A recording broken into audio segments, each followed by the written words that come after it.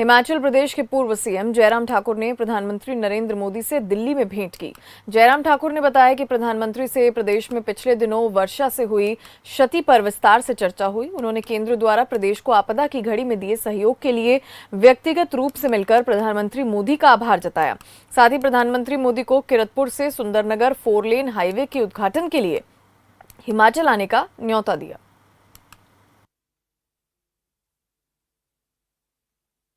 हिमाचल प्रदेश के पूर्व मुख्यमंत्री और मौजूदा नेता प्रतिपक्ष जयराम ठाकुर ने प्रधानमंत्री नरेंद्र मोदी से मुलाकात की है। चलिए उनसे ही जानेंगे कि क्या कुछ बातचीत हुई, क्या कुछ कहा उन्होंने। सर, प्रधानमंत्री नरेंद्र मोदी से मुलाकात की आपने, काफी महत्वपूर्ण मुलाकात, किन मुद्दों पर चर्चा हुई?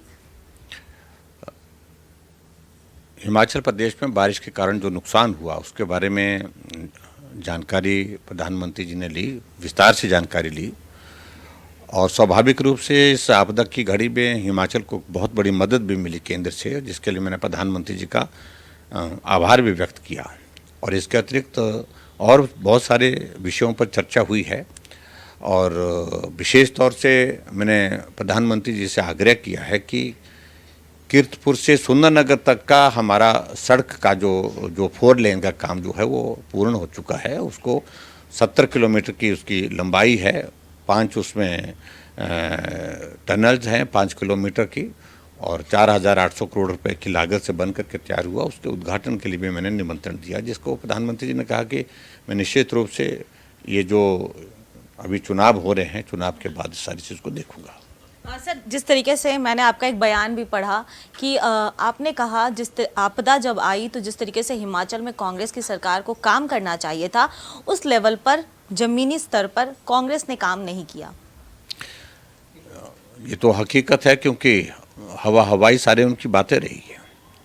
जो पात्र व्यक्ति थे उन तक राहत जो पहुंचनी थी पहुंची नहीं।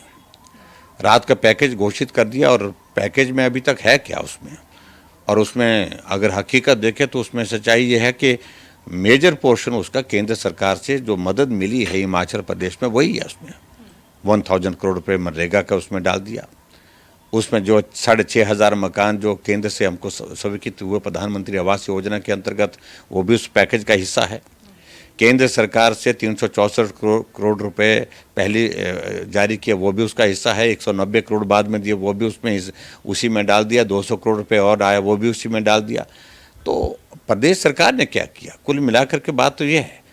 मेरा कहने का मतलब यह है कि हिमाचल प्रदेश में अगर सही मायने प्रभावितों को अगर कोई लाभ देने की अगर बात आ रही है, वो मदद अगर देने की अगर बात हो रही है, तो मदद उसी पैसे से हो रही है जो केंद्र से भेजा है। आप कह रहे हैं कि मदद जो हो रही है वो केंद्र के पैसे से हो रही है, लेकिन सरकार का कहना है हिमाचल में कि जो पैसा आना चाहिए था या जितना राहत की राशि आनी चाहिए थी, क्योंकि आपदा काफ़ी बड़ी थी और हिस्ट्री में शायद हिमाचल प्रदेश के ऐसी आपदा शायद ही आई हो, तो जिस तरीके से हिसाब से पैसा मिलना चाहिए या राहत राशि मिलनी चाहिए वो नहीं मिल रही है।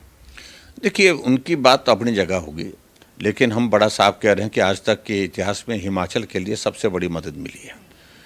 हाँ, नुकसान बहुत ज़्यादा हुआ है, उस कारण से और पैसा मांगना चाहिए और राहत मिले तो अच्छा रहेगा। उसका हम भी स्वागत करेंगे, हमने कभी मना नहीं किया है। लेकिन फिर भी उसके बावजूद ये बार बार ये कहना कि कुछ नहीं मिला, कुछ नहीं मिला, ये वो सत्य नहीं है, वो सच्चाई नहीं है। इसलिए जो मिला है उसका पहले उनको आभार भी व्यक्त करना चाहिए और मिले उसके लिए प्रयत्न करना चाहिए। एक आखिरी सवाल आपसे ज़रूर पूछना चाहूँगी। बहुत सारे राज्य ऐसे हैं जहाँ चुनावों का दौर शुरू हो चुका है और जल्द भी हमारे देश में लोकसभा चुनावों का बिगुल भी बज जाएगा। क्या इसको लेकर भी हिमाचल में किस तरीके से तैयारियाँ होंगी, किस तरीके से हिमाचल का योगदान होगा चुनावों में? आपसे बात हुई क्योंकि आप पहले मुख्यमंत्री भी रहे हैं, अभी नेता प्रतिपक्ष भी हैं, हिमाचल में बीजेपी का आप लोकप्रिय चेहरा हैं। हिमाचल प्रदेश में बहुत तेज़ी से कांग्रेस का गिराफ इन 10 महीने में गिरा है। चारों तरफ धरने प्रदर्शन ये चल रहा है। बेरोजगारों को रोजगार के नाम पर इन्होंने गुमराह किया और अब उनको हकीकत मालूम पड़ रही है। 10 महीने में 10,000 से ज़्यादा आउटसोर्स में लगे हुए कर्मचारियों को नौकरी से निकाल दिया। आईजीएमसी में जो आउटसोर्स में रखे हुए सुरक्षाकर्मी वो भी हटा दिए गए हैं। और एक महिला वहाँ पर 2 महीने के बच्चे के साथ धरने पर बैठी है, रो करके अपनी बात कह रही है कि परिवार को पालने के लिए उनके पास एकमात्र यही जरिया था, आज वो भी ख़त्म कर दिया। और इसके अतिरिक्त भारतीय जनता पार्टी ग्राउंड स्तर पर वहाँ पर काम कर रही है और निश्चित रूप से जब लोकसभा का चुनाव आएगा तो भारतीय जनता पार्टी ने 2014 में 4 सीटें जीती थी, 2019 में भी 4 जीती थी और 2019 में तो 68 की 68 सीटों पर जीत हासिल की थी और अभी मैं ये भी कहूँगा कि आगे भी जीत हासिल होगी, 2024 में भी 4 सीटें जीतेंगे।